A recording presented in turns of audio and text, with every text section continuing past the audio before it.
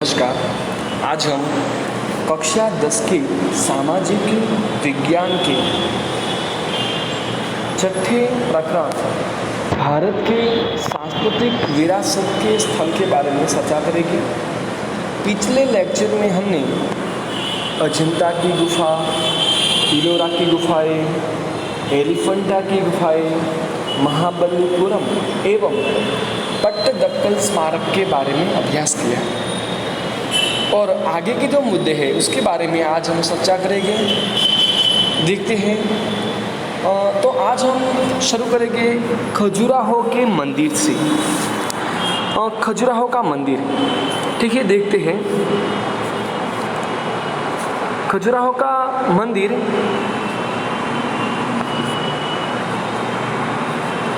मध्य प्रदेश के छतरपुर जिले में खजुराहो नामक एक गांव है, उसके समीप खजुराहो का ये मंदिर आया हुआ है। ठीक है, सबसे पहली बात, मध्य प्रदेश के छतरपुर के खजुराहो नाम के गांव के समीप एक खजुराहो का मंदिर है और उस मंदिर को बनाने का काम किसने किया था? तो ये मंदिर बुंदेलखंड के चंदेल राजाओं ने बनाया था। ठीक है ना, बुंदेलखंड के चंदेल राजाओं की यह राजधानी थी। इन राजाओं के समय में, उसका समय काल कौन सा है? तो सन 1915 से सन 1050 के आसपास का समय काल है उसका। तो उस समय की बात करें तो बुंदेलखंड के चंदेल राजाओं ने यहाँ पे अपनी राजधानी के स्थल में बहुत सारे मंदिर बनाए थे। यहाँ लगभग 80 मंदिर, ठीक है ना, 80 मंदिर का निर्माण हुआ था, जबकि आज वहाँ पर सभी मंदिर मौजूद नहीं है। कोई कारणवश उस मंदिर का विनाश हुआ और टूट गए, गिर गए, जो भी समझो, आज वहाँ पे सभी मंदिर हमें देखने को नहीं मिलते। लेकिन आज वहाँ पर 25 मंदिर मौजूद है और 25 मंदिर जो है उसमें से अधिकांश मंदिर, ज़्यादा से ज़्यादा मंदिर कौन से धर्म के हैं? तो कि हिंदू धर्म के शैव संप्रदाय के हैं, जो शैव मंदिर है। अगर आपको पूछा जाए खजुराहो के मंदिरों में से अधिकांश मंदिर कौन से संप्रदाय के हैं, कौन से हैं? तो शैव मंदिर। क्या होता है? हिंदू धर्म के अंदर मुख्यतः 3 संप्रदाय है, शैव, वैष्णव और शाक्त, जो भगवान शिव के रूपों के बारे में और भगवान शिव के पूजा करते हैं वो शैव संप्रदाय होते हैं। और जो भगवान विष्णु और विष्णु के अन्य अवतारों के अभ्यास करते हैं, उसे अन्य अवतारों की जो पूजा अर्चना करते हैं उसको मानते हैं, उसे कहते हैं वैष्णव संप्रदाय। और जो देवीय शक्ति के मानते हैं उसे शाक्त संप्रदाय कहते हैं। तो यह जो मंदिर है खजुराहो के मंदिर, वो अधिकांश शैव मंदिर है और इन सभी मंदिरों की रचना, शैली और उनका शिल्प विधान लगभग एक समान है। ये सभी मंदिर है, उसकी रचना शैली और उसका शिल्प विधान, उसके जो बांधकाम है उसको तराशा गया है, वो एक ही जैसे बनाया गया है। इनमें 64 योगिनी का जो मंदिर है वो मुख्य है। ठीक है ना, हमने पिछले लेक्चर में उसकी बात की थी। खजुराहो मंदिर का जो मुख्य मंदिर कौन सा है? तो 64 योगिनी का मंदिर। हमने देखा था पट्टदकल नामक स्मारक है और पट्टदकल का सबसे बड़ा मंदिर है विरूपाक्ष यानी कि भगवान शिव का। और उसी तरह मध्य प्रदेश के छतरपुर में आया हुआ ये स्मारक, मध्य प्रदेश के छतरपुर में आया हुआ है खजुराहो का मंदिर, जो शायद 80 मंदिर थे, जिसको बुंदेलखंड के चंदेल वंश के राजाओं ने 950 से 1050 के बीच में बनाए थे। लेकिन आज वहाँ पे सिर्फ 25 मंदिर है, और ज़्यादातर शैव मंदिर है और सभी मंदिर है एक जैसे शिल्प से बनाया हुआ है। और उस सभी मंदिरों में से जो 64 योगिनी का मंदिर है वो मुख्य है। यह मंदिर अपने तोरण की आलंकारिक शैली के लिए प्रसिद्ध है। ठीक है ना, यह मंदिर की विशेषताएं क्या है? तो उस मंदिर का तोरण तोरण यानी कि उस मंदिर के जो दरवाजे के आसपास का हिस्सा, बाहरी हिस्सा जो होता है, उसको बहुत अच्छी तरह से तराशा गया है, अलंकृत किया गया है। ठीक है ना। मंदिर जो होता है, उस मंदिर का जो बाह्य हिस्सा होता है वो तोरण वाला हिस्सा होता है। तो अधिकांश बहुत अच्छी तरह से उसे तराशा गया, इसी कारण ये तोरण का हिस्सा ज़्यादा अलंकार दिखता है और इसी के कारण ये खजुराहो के मंदिर है वो प्रसिद्ध हुए हैं। प्रारंभिक समय की बात करें तो प्रारंभिक समय में सभी मंदिर ग्रेनाइट के पत्थरों से बनाए गए हैं। खजुराहो के मंदिर नागर शैली में निर्मित है। अभी हमने पिछले लेक्चर में बात की थी ना, शैली मतलब क्या, जैसे इधर बात की थी द्रविड़ शैली और नागर शैली के अंदर पट्टदकल के मंदिर बने हैं, उसी तरह जो मध्य प्रदेश के छतरपुर में आए खजुराहो का मंदिर है वो भी नागर शैली में निर्मित किया गया है। देश विदेश के हजारों प्रवासी खजुराहो के मंदिर की शिल्पकला, मूर्तिकला और वास्तुकला को देखकर मंत्रमुग्ध होते हैं। देश विदेश के हजारों व्यक्ति वहाँ पे घूमने आते हैं और यहाँ की शिल्पकलाएँ, मूर्तिकलाएँ, वास्तुकलाएँ देखकर मंत्रमुग्ध होते हैं। ठीक है ना। इस मंदिर की अगर आप शिल्पकला की बात करें तो भारत के जो प्राचीन काल के जो प्रजनन शास्त्र और जो कामसूत्र है उसके अनुलक्ष्य ऐसे शिल्प बनाए गए हैं जिसके अंदर लोगों को प्रजनन शास्त्र और काम सूत्र के बारे में ज्ञान प्राप्त हो। क्योंकि वो एक समय ऐसा था भारत में कि ज़्यादातर क्या होता था कि लोगों को ऐसी बाबतों के बारे में बहुत जानकारी नहीं थी, शिक्षा नहीं थी। प्रजनन शास्त्र के बारे में, काम सूत्र के बारे में लोग कम जानते थे और जानने में थोड़ी वो दिलकश हिचकिच अनुभवते थे। तो इसी के कारण हमारे प्राचीन जो हमारे पूर्वज थे उसने मंदिर के जो शिल्प है उसके अंदर ही पूरे शास्त्र को वर्णित किया। तो लोगों जब उसको देखने आए तो उसके माध्यम से सीखे। तो ऐसी अद्भुत कला हमारे इस खजुराहो के मंदिर में मिलती है। तो खजुराहो का मंदिर इसलिए भी विशेष प्रसिद्ध है। देखिए, तो इसमें याद रखने वाली कौन सी चीज़ें हैं, कुल मंदिर कितने थे, तो 80 मंदिर थे, आज कितने हैं, 25 है। कहाँ पर है, मध्य प्रदेश के छतरपुर में है। किसने बनाए, बुंदेलखंड के चंदेल वंश के राजाओं ने बनाए। ठीक है, तो ये मुख्य बाबत है। और उसके अलावा 64 योगिनी का मंदिर खजुराहो मंदिर का मुख्य मंदिर है। और उसके आगे बात करते हैं कोणार्क के सूर्य मंदिर के बारे में।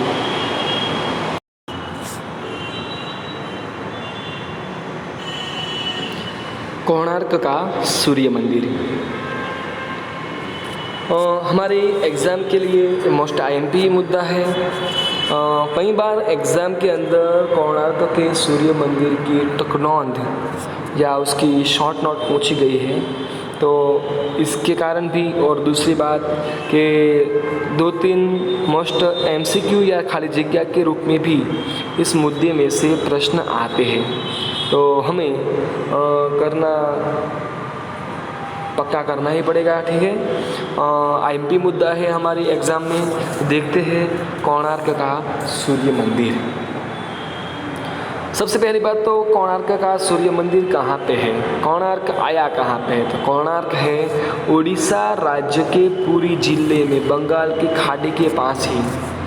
ठीक है ना। कोणार्क का सूर्य मंदिर किधर आया, तो उड़ीसा राज्य के पुरी जिले के बंगाल के खाड़ी के नज़दीक पुरी जिले के अंदर कोणार्क का सूर्य मंदिर। देखो, वैसे भारत के अंदर सिर्फ 2-3 सूर्य मंदिर ही है। एक हमारे गुजरात के अंदर मोढेरा का सूर्य मंदिर और दूसरा उड़ीसा पुरी जिले में कोणार्क का सूर्य मंदिर। ये दोनों मंदिर है एक दूसरे के साथ बहुत एक जैसे, सब क्या बोलते हैं उसको, एक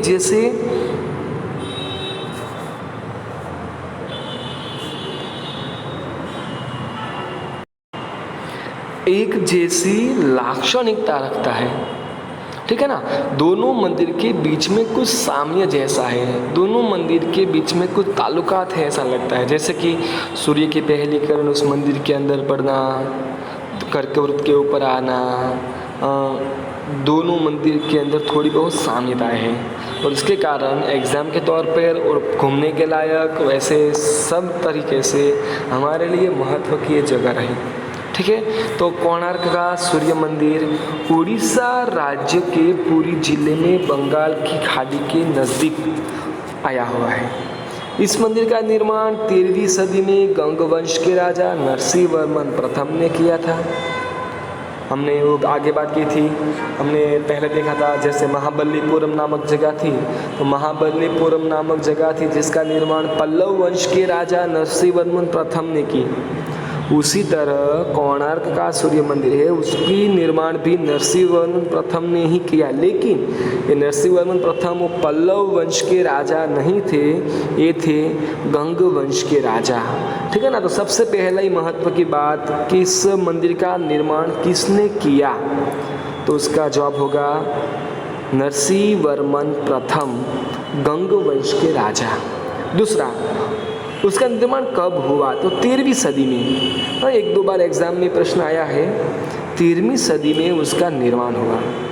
यह मंदिर का आकार कैसा है, यह मंदिर कैसा है, तो देखिए ये मंदिर है रथ मंदिर, यानी कि रथ जैसी उसकी उस मंदिर का आकार रथ जैसा है। उस मंदिर को 12 पहिए है, ठीक है ना, और 7 अश्वों से चलने वाला जैसे सूर्य का रथ हो वैसे इस मंदिर का निर्माण, यानी कि एक रथ मंदिर है। भगवान सूर्य भगवान के जैसे एक मंदिर है और इस मंदिर को जैसे 7 अश्व उसको खींच रहे हैं, भगवान सूर्य के रथ को जैसे खींचते हैं वैसे 7 अश्व खींचते हो, और ऐसा ये मंदिर बना हुआ है जिसके अंदर पहिए लगाए हुए हैं। वो पहिए ऐसे पहिए लगाए हुए हैं जैसे आप इधर देख सकते हो, चल नहीं सकते, फिर नहीं सकते, लेकिन मंदिर का आकार कैसा था, तो कहा जाए कि रथ जैसा आकार। ठीक है ना, तो एक रथ मंदिर है। आगे बात करें तो इस मंदिर के रथ मंदिर को 7 अश्वों के द्वारा खींचे जा रहे हो ऐसा एक स्वरूप दिया गया है जिसमें बड़े बड़े 12 पहिए हैं। आप इधर चित्र में देख सकते हो, तो ऐसे 12 पहिए हैं। और दूसरी बात देखी जाए पहिए के बारे में, तो एक पहिए में मंदिर के आधार को सुंदरता प्रदान करते हैं। यही पहिए है जो मंदिर के आधार को अति सुंदर बनाता है, सुंदरता प्रदान करते हैं। और दूसरी बात की जाए तो उस जो मंदिर है उसके जो पहिए हैं वो वर्ष के 12 महीने के प्रतीक है, उसकी प्रतिबिंब है। जो इस मंदिर के अंदर 12 पहिए है और 12 पहिए जो हमारे एक साल के 12 महीने होते हैं उसका प्रतीक है। एक पहिया एक मास का प्रतीक, दूसरा पहिया दूसरे मास का प्रतीक। ठीक है ना, तो ऐसे इस मंदिर के 12 पहिए हैं और 12 पहिए। तो ये जो सूर्य मंदिर के 12 पहिए हैं, ये 12 पहिए मंदिर के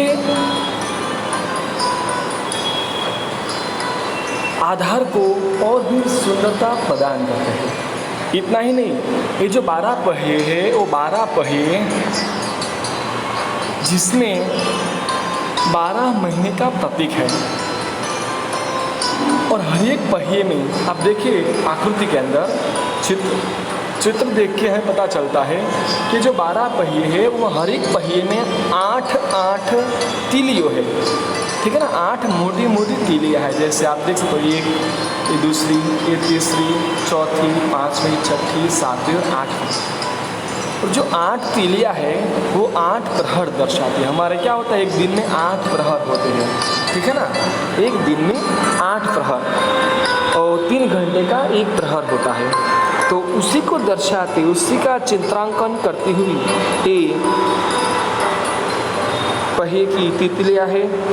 आगे कहते हैं कि चित्रांकन और विषय विविधता की दृष्टि से यह मंदिर अद्वितीय है। इस मंदिर का निर्माण काले पत्थरों से हुआ था और इसीलिए उसको काला पैगोडा के नाम से भी जाना जाता है। ठीक है, तो अगर आपको एग्जाम पूछा जाए कि कौन से मंदिर को काला पैगोडा कहा जाता है, तो उसका जवाब हमें लिखना है कोणार्क का सूर्य मंदिर। ठीक है, तो उसको काला पैगोडा के नाम से जाना जाता है। और आगे बात करें तो दिव्य, सांसारिक और सजावटी तीनों प्रकार के शिल्प इसको इस स्थापत्य में हमें मिलते हैं। यानी कि इसके अंदर दिव्य स्वरूप की स्थापत्य भी है, सांसारिक स्वरूप के स्थापत्य है और सजावटी के रूप में जो अलंकृत किया गया है, तराशा गया है, उस प्रकार के स्थापत्य हम इसमें देखने को मिलते हैं। 13वीं सदी की उड़ीसा की संस्कृति की सभ्यता का प्रतीक यह स्थापत्य है। कहा जाए तो उड़ीसा का मंदिर है जो कोणार्क का सूर्य मंदिर, तो हमारे भारतीय स्थापत्य का सर्वश्रेष्ठ स्थापत्य में से एक कहा जा सकता है। ठीक है, फिर से थोड़ी चर्चा कर ले, इस एग्जाम में पूछा जा सके ऐसे कौन कौन से मुद्दे हैं। तो उड़ीसा राज्य के पुरी जिले के अंदर ये बंगाल की खाड़ी के पास कोणार्क का सूर्य मंदिर आया हुआ है। इस मंदिर का निर्माण 13वीं सदी में गंग वंश के राजा नरसिंह वर्मन प्रथम ने किया था। ठीक है, और रथ मंदिर के आकार का यह मंदिर 7 अश्वों से जैसे सूर्य का रथ हो ऐसा प्रतीत होता है, जिसमें 12 बड़े बड़े पहिए हैं और एक पहिए के अंदर 8 तिलियाँ है और हर एक तिली एक प्रहर दर्शाती है। ठीक है ना, आप चित्र देख सकते हैं, 8 पहिए है, उसके अंदर देखो ऐसा जो बीच में है ना, वहाँ पे नक्षत्र और राशि दर्शाएगी, यानी कि एक समय ज्योतिष शास्त्र का पूरा प्रतीक है। सूर्य कब कौन सी राशि में होगा वो तिलियों की परछाई के आधार से हम तय कर सकते हैं। यानी कि पूरा एक शास्त्र अपने आप में एक पहिया है। तो हर एक महीने का रूप एक एक पहिया, और हर एक महीने के जो पहिया होता है उस पहिए में सूर्य का जो साया होता है, वो तिलियों का छाया होता है, वो किस नक्षत्र पे पड़ता है उसी के आधार पर पता चलता है कि सूर्य कौन सी नक्षत्र के अंदर आज अभी है। तो कहा जाए कि ज्योतिष शास्त्र के रूप में एक बड़ा सा हमें हमारे पूर्वजों के द्वारा मिली हुई सबसे श्रेष्ठ भेंट है। ऐसी अद्वितीय रचना जो उड़ीसा राज्य में आई हुई है, जो काले पत्थर में बनी हुई होने के कारण उसे काला पैगोडा कहा जाता है। तो ऐसी दिव्य, सांसारिक और सजावटी तीनों प्रकार की अद्भुत शिल्पकला हमारा कोणार्क का सूर्य मंदिर है।